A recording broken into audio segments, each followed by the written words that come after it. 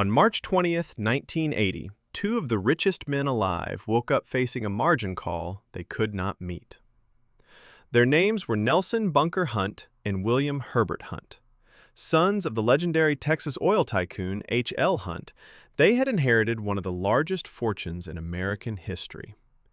And they had used it to try to buy something no individual had ever owned before: all the silver in the world. For 14 months it had worked. Silver went from $6 an ounce to $50. Their paper fortune reached $14 billion. Then the rules of the game changed, and everything collapsed in a single afternoon. To understand what the Hunt brothers did, you first need to understand who they were. H.L. Hunt, their father, was one of the most interesting and eccentric oil barons of the 20th century. He was also, for a time, possibly the richest man in the United States. His fortune came from East Texas oil in the 1930s. But H.L. Hunt had a deep distrust of government and paper money that he passed directly to his sons. He believed, with genuine intellectual conviction, that fiat currency was a government confidence trick, that the dollar was being debased, that the only real wealth was physical, tangible, irreplaceable. Nelson Bunker Hunt, in particular, absorbed this worldview completely. He was not, by his own self-description, speculating on silver. He was saving in silver, converting what he saw as declining paper assets into something that could not be printed. And in the mid-1970s, the economic environment seemed to confirm everything he believed. The dollar had been taken off the gold standard in 1971. Inflation was running at levels not seen since World War II. Oil prices had quadrupled after the 1973 Arab embargo. The dollar was losing purchasing power at roughly 8% per year.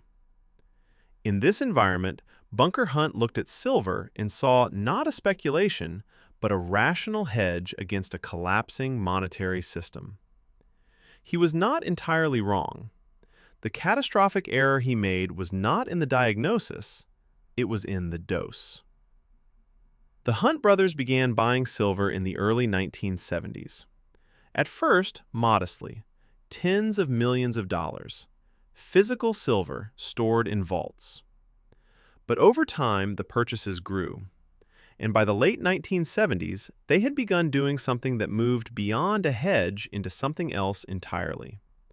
They were buying silver futures contracts in such volume that they were beginning to affect the price. In commodity markets, there is a concept called cornering the market. It means accumulating such a large position in a physical commodity that you effectively control supply, and therefore price. Anyone who needs to buy must come to you. You set the terms. By 1979, the Hunt brothers, together with several Saudi Arabian partners, controlled an estimated 200 million ounces of silver. To put that in perspective, the entire world's annual silver production at the time was around 300 million ounces. They owned roughly a third of all the above-ground silver on Earth outside the Soviet Union. And the price responded accordingly. In January of 1979, silver was trading at about $6 an ounce. By September, it was $11. By December, $25. In January of 1980, it hit $50 an ounce, a gain of more than 800% in 12 months. At its peak, the Hunt brothers' silver position was worth approximately $14 billion. They were not simply rich. They were, briefly, the most leveraged private commodity position in the history of global markets. And people around the world noticed. American consumers were melting down their silverware, their candlesticks, their family heirlooms to sell at the inflated price. Dentists complained about the cost of silver amalgam fillings. Jewelry manufacturers were going out of business. The Hunts had taken what they believed was a private store of value and turned it into an economic crisis for everyone else who needed silver for industrial purposes. That's when the regulators started paying attention. In January of 1980, the COMEX, the Commodity Exchange in New York, made a decision that would prove catastrophic for the Hunts. They changed the rules. COMEX, together with the Chicago Board of Trade, announced what they called Silver Rule 10.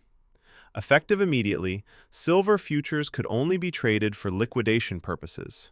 No new long positions could be opened. Anyone who already held silver futures contracts could only sell them, not buy more. In effect, they froze one side of the market. Think about what this means for a moment. Imagine you're in a poker game.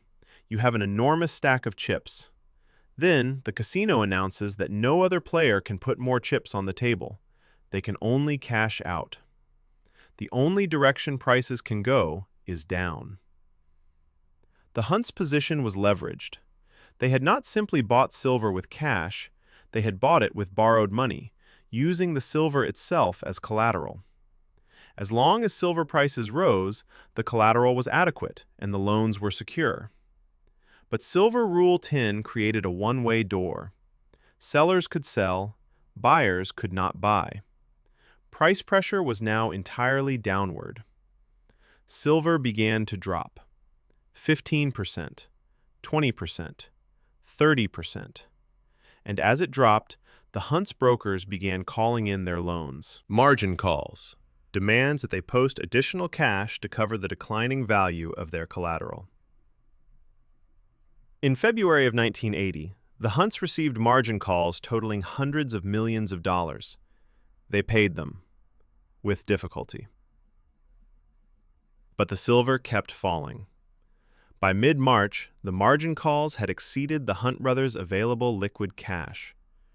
They were the owners of the largest silver position in history, and they could not meet their obligations.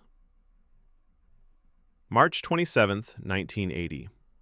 It became known as Silver Thursday. That morning, the Batch Group, one of the Hunt brothers' primary brokers, could not collect on its margin calls. The Hunts owed Batch alone $135 million that day. When Batch couldn't collect, it began selling the Hunts' silver positions on the open market to recover the debt. Other brokers did the same. The result was a cascade. Silver dropped from $21 an ounce to $10 in a single session, a collapse of more than 50% in one day. But here was the problem that went far beyond the Hunt brothers. Batch itself was now threatened. It had extended so much credit to the Hunts that if they defaulted completely, Batch might fail. And Batch was one of the largest retail brokerage houses in the United States, a firm with hundreds of thousands of individual client accounts. The Federal Reserve and the U.S. Treasury began emergency discussions. Paul Volcker, the Federal Reserve chairman, was briefed. There was genuine fear that the collapse of the Hunt silver position could trigger a broader financial contagion. In the end, a consortium of major banks, including Citibank, Chase Manhattan, and First National Bank of Dallas, arranged a $1.1 billion emergency loan to the Hunts to prevent an immediate collapse of the silver market. $1.1 billion in 1980. The banks did not do this out of charity. They did it because they were also exposed to the silver market, and because the regulators asked them to.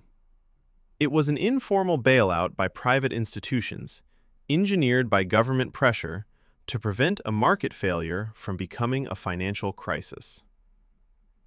The Hunts took the loan. It bought them time, but not survival. The years that followed were a slow unwinding of one of history's most spectacular financial collapses. The Hunt brothers were required to sign over their silver holdings, their oil assets, and a significant portion of their other wealth to service the emergency loans. By 1988, Nelson Bunker Hunt had filed for personal bankruptcy. At the time, one of the largest personal bankruptcy filings in American history. The man who had once controlled a position worth $14 billion declared bankruptcy, with debts of approximately $2.5 billion and assets insufficient to cover them. In 1989, the Hunts were found liable by a federal jury for conspiracy to corner the silver market. They were ordered to pay approximately $134 million in damages to a Peruvian silver mining company that had been damaged by their manipulation of the price. Nelson Bunker Hunt, asked by reporters whether he regretted his actions, gave one of the most memorable quotes in the history of financial markets. "$1 billion," he said, "isn't what it used to be." It was a joke. But underneath it was something real. A man who had genuinely believed he was acting rationally, according to a coherent philosophy about money and value, and who had been destroyed, not by being entirely wrong, but by underestimating the willingness of institutional power to change the rules. The silver market never recovered to its 1980 highs. Adjusted for inflation, silver today is still trading below its January 1980 peak. The Hunt brothers were right that silver was undervalued in the context of monetary debasement. They were wrong to believe that any individual, regardless of wealth, could own the market itself, and that the market would allow it. The rules always belong to the institution, not the player. What does this teach us? 3 things. First, the difference between a position and a corner. Having a large position in an asset you believe is undervalued is rational investing. Attempting to control the price of that asset by monopolizing supply creates enemies, powerful enemies. The exchanges, the regulators, the other market participants who need access to that commodity. When you corner, you create a coalition of interests aligned against you. Second, leverage multiplies everything, including disaster. The Hunt brothers' fundamental thesis about silver, that paper money was being debased, that hard assets would outperform, was not wrong. Silver did dramatically outperform cash in the 1970s. Many investors who held silver made excellent returns. The Hunts lost because they used leverage. Borrowed money amplified their gains on the way up, and on the way down, it meant that a decline in price didn't just reduce their profits, it destroyed their equity entirely and left them owing more than they owned. Third, institutions always win in the end. COMEX could change its rules. The Federal Reserve could orchestrate a private bailout. Regulators could bring charges after the fact. The system has more tools than any individual participant, regardless of how wealthy. Warren Buffett has a phrase that captures this. Only when the tide goes out do you learn who's been swimming naked. The Hunts were swimming in $14 billion of paper-silver gains. When the tide went out, when the rules changed overnight, there was almost nothing underneath. The lesson is not to avoid silver. The lesson is to know what you own, know who controls the game, and never mistake a position for power. The Hunt brothers wanted to protect their wealth from a government they believed was destroying the currency. They weren't entirely wrong. They were just wrong in a way that cost them everything they had. Subscribe to Masters of Value for a new financial history every week. The decisions that built empires, the decisions that destroyed them, and what both teach us about money, power, and judgment. Next week, the man who built and lost a fortune 3 times over, and what the 3rd time taught him that the first 2 didn't. See you then.